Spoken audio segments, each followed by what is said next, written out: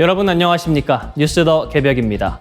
세계 곳곳에서 발생한 개벽 뉴스를 알려드립니다.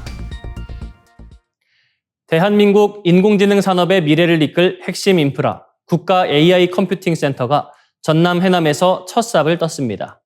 국가 AI 컴퓨팅 센터는 7월 3일 해남 솔라시도 데이터 센터 파크에서 착공식을 열고 본격적인 건립에 들어갔습니다.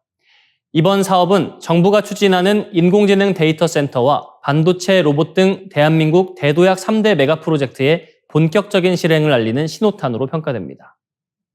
착공식에는 백영훈 부총리 겸 과학기술정보통신부 장관과 민영배 전남 광주특별시장, 명현관 해남군수, 우승희 영암군수, 국회의원, 삼성 SDS, 네이버 클라우드, 카카오 등 민간기업 관계자 200여 명이 참석했습니다.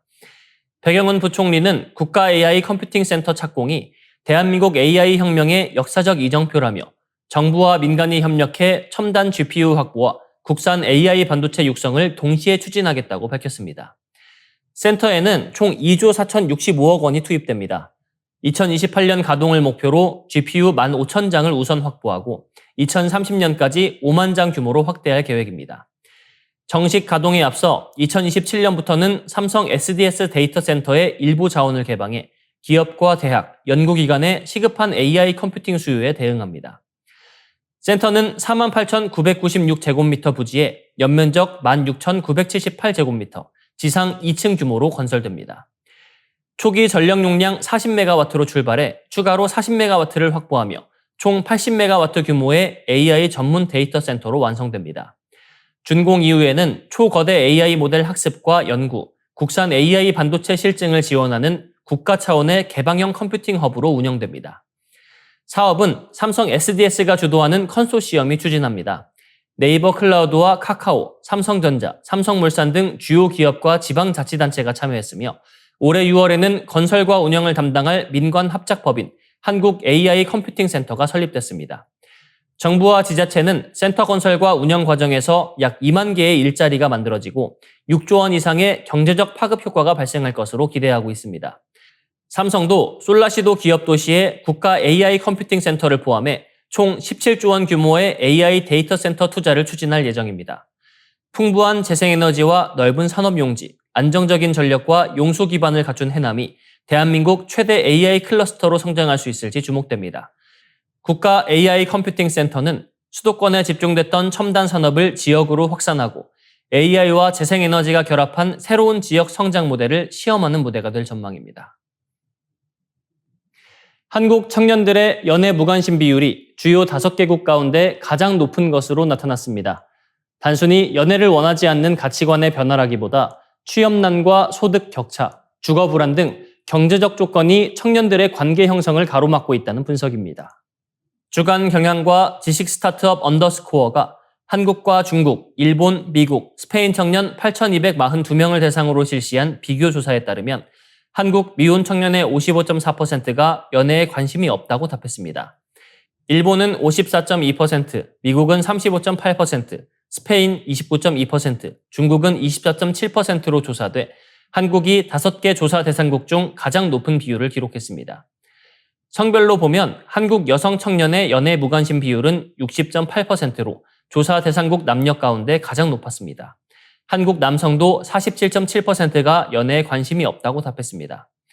특히 연애 무관심층 가운데 한 번도 연애한 경험이 없는 비율은 남성이 70.9%로 여성의 48.1%보다 크게 높았습니다.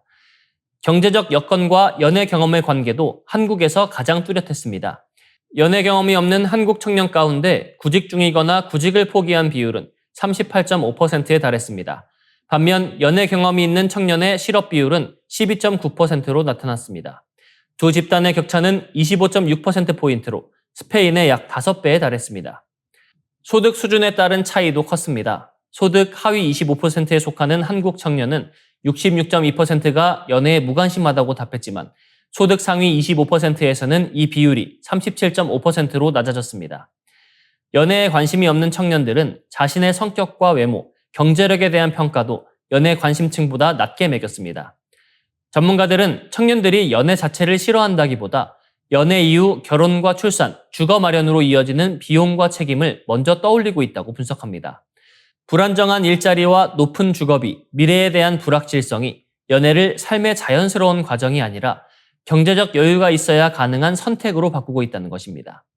이번 조사는 한국 청년의 연애 포기 현상을 개인의 성향이나 눈높이 문제만으로 설명하기 어렵다는 점을 보여줍니다.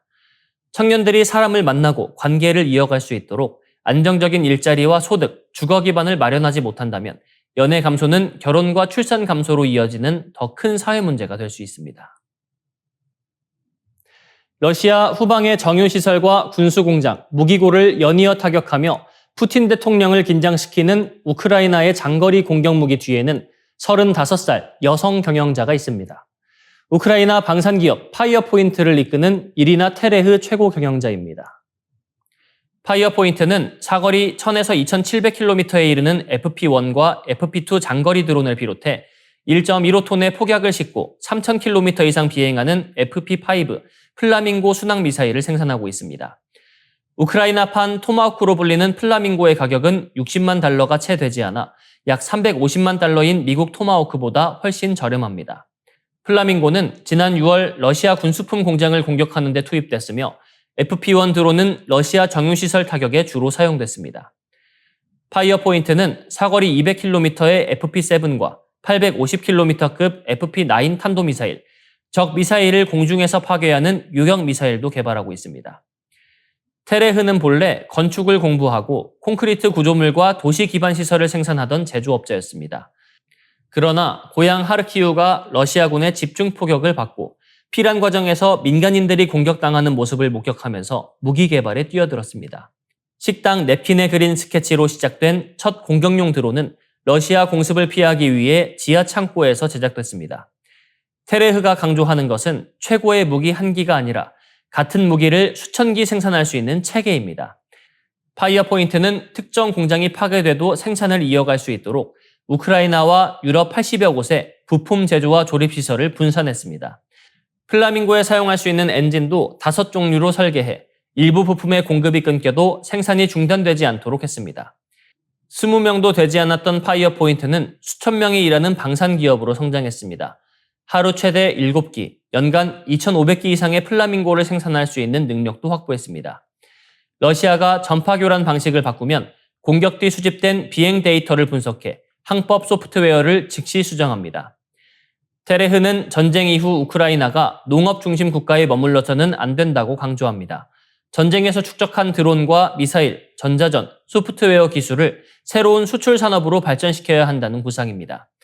러시아의 압도적인 군사력에 맞서 값싸고 대량 생산이 가능한 무기로 전략적 타격을 가하는 파이어포인트의 방식이 우크라이나 전쟁의 새로운 흐름을 만들고 있습니다. 한국인의 일본에 대한 호감도가 조사 시작 이후 가장 높은 수준을 기록했습니다. 민간 교류 확대와 양국 정상의 셔틀 외교가 국민 인식 변화에도 영향을 미친 것으로 분석됩니다. 동아시아 연구원과 일본 국제문화회관이 발표한 제13회 한일 국민 상호 인식 조사에 따르면 일본에 좋은 인상을 갖고 있다는 한국인은 54.3%로 나타났습니다. 지난해보다 1.9%포인트 상승한 수치로 조사가 시작된 2013년 이후 최고치입니다. 한국인의 대일 호감도는 한일 관계가 크게 악화됐던 2020년 12.3%까지 떨어졌지만 이후 6년 동안 42%포인트 상승했습니다. 일본의 부정적인 인상을 갖고 있다는 응답은 38.5%였습니다. 일본인의 한국에 대한 호감도 역시 크게 높아졌습니다. 한국에 좋은 인상을 갖고 있다는 일본인은 지난해 24.8%에서 올해 35.3%로 10.5%포인트 상승했습니다. 한국에 대한 부정적 인상은 51%에서 44.1%로 낮아졌습니다. 이 같은 변화에는 여행과 쇼핑, 음식, 대중문화 등 민간 교류가 중요한 역할을 한 것으로 보입니다. 한국인들은 일본을 긍정적으로 평가한 이유로 친절하고 질서를 중시하는 국민성과 식문화, 여행, 쇼핑의 매력을 꼽았습니다. 일본에서도 한국 여행과 한류 문화 소비가 호감도 상승에 영향을 준 것으로 분석됐습니다. 역사 문제가 해결돼야 협력이 가능하다는 응답은 34.1%였지만 협력을 확대하면 역사 문제도 점차 풀릴 것이라는 응답은 42.2%로 더 높았습니다. 안보 협력을 강화해야 한다는 의견도 47.9%로 절반에 가까웠습니다. 다만 과거사와 영토 문제는 여전히 양국 관계의 부담으로 남아 있습니다. 일본의 부정적인 인상을 갖는 이유로 역사 반성 부족이 74.9%로 가장 많았고 독도 문제와 위안부, 강제 동원 문제도 주요 원인으로 꼽혔습니다. 이재명 대통령과 다카이치 사나이 일본 총리는 각각 대일 강경론자와 보수 매파라는 이미지가 강했지만 취임 이후 셔틀 외교와 실용적 행보를 이어가면서 상대국 국민의 부정적 인식도 완화되고 있습니다. 이번 조사 결과는 한일 관계가 정부 간 외교뿐 아니라 여행과 문화, 미래 세대의 일상적인 교류를 통해 변화하고 있음을 보여주고 있습니다. 이상으로 뉴스 더 개병 마치겠습니다. 시청해 주셔서 고맙습니다.